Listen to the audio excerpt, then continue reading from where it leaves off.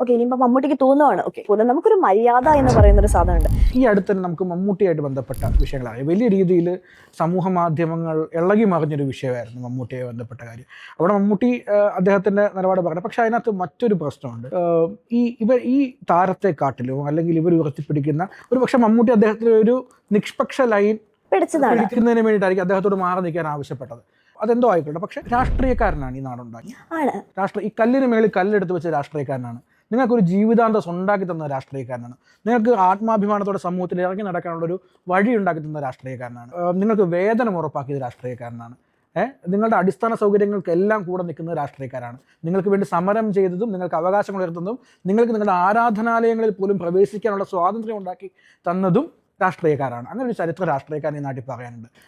ആ വിഷയത്തെ കുറച്ചുകൂടെ അതെന്ന് പറയുന്നത്, പക്ഷെ അവിടെ ഈ പറഞ്ഞ നിഷ്പക്ഷതയാണ് ശരി എന്ന് പറയുന്ന ഒരു റോങ് നെറേറ്റീവ് ആണ് അത് വരുന്നത്. അല്ല, അതും നമ്മൾ മമ്മൂട്ടിനെ പോലുള്ള ഒരു വ്യക്തിയിൽ നിന്ന് ഒട്ടും നമ്മൾ പ്രതീക്ഷിക്കുക അങ്ങനെ അത്രയും ന്യൂട്രൽ ആയിട്ടുള്ള ഒരു സ്റ്റേറ്റ്മെന്റ്. അതിനകത്ത് വന്ന ഏറ്റവും വലിയ പ്രശ്നം നമുക്കറിയാം, കെ റഫീഖിനെ നമ്മൾ കണ്ടതാണ്. ആ ഒരു ദുരന്തം ഉണ്ടായപ്പോൾ നമ്മൾ എപ്പോഴും ആ ഒരു ദുരന്ത ഭൂമിയിൽ എല്ലായ്പ്പോഴും നിന്നിരുന്ന ഒരു വ്യക്തിയായിരുന്നു കെ റഫീഖ്. ഞാൻ അതൊരു എക്സാമ്പിൾ പറഞ്ഞതാണ്. ഒരു പർട്ടിക്കുലർ എക്സാമ്പിളിലേക്ക് മാറ്റി നിർത്തേണ്ടവരോ കൂവി വിളിക്കേണ്ടവരോ ആയിട്ടുള്ള ആളുകളാണെന്ന് എനിക്ക് തോന്നിയിട്ടില്ല.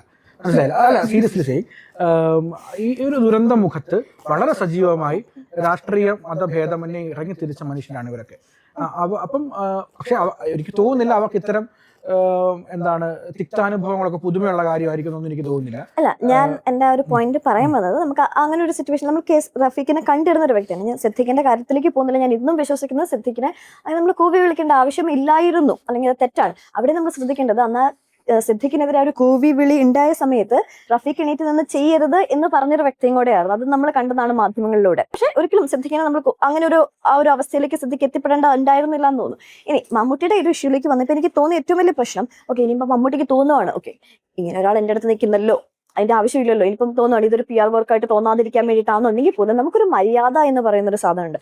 ജസ്റ്റ് ബിക്കോസ് നമ്മൾ ഇവിടുത്തെ ഒരു സ്റ്റാർ ആണ് എന്നുള്ളത് കൊണ്ട് നമുക്ക് ആരെയും ഒരു പൊതുസമൂഹത്തിൽ, അതും ഇത്രയും മാധ്യമങ്ങളുടെ മുന്നിൽ ഇങ്ങനെ ഒരു രീതിയിൽ സംസാരിക്കുക എന്ന് പറയുന്നത് അത് അഹങ്കാരമാണ് ഒരു പരിധിവരെ. ഞാൻ അതിനെ അങ്ങനെ വിളിക്കത്തുള്ളൂ. ഇങ്ങനെ നമുക്കൊരു ഒരു സമൂഹത്തിൽ എങ്ങനെ നമുക്കൊരു വ്യക്തിയോട് സംസാരിക്കാം, ഒരു എമ്പതി എന്ന് പറയുന്ന ഒരു സാധനം ലാക്കിങ് ആയിപ്പോയി. ഇനി അതിനകത്ത് ഏറ്റവും എനിക്ക് ബുദ്ധിമുട്ടുണ്ടായ ഒരു കാര്യമാണ്, മമ്മൂട്ടിക്ക് മനസ്സ് വിഷമിച്ചെങ്കിൽ ഞാൻ അതിന് പൊതുവായി പരസ്യമായി മാപ്പ് പറയുന്നു എന്ന് മുഖ്യമന്ത്രി പറയുമ്പോൾ അവിടെ വലിയൊരു പ്രശ്നമാണ്. വളരെ സുപ്രധാനമായ ഒരു സംഭവമാണ് ഈ കഴിഞ്ഞ കാലയളവിനിടയിൽ പിണറായി വിജയനോട്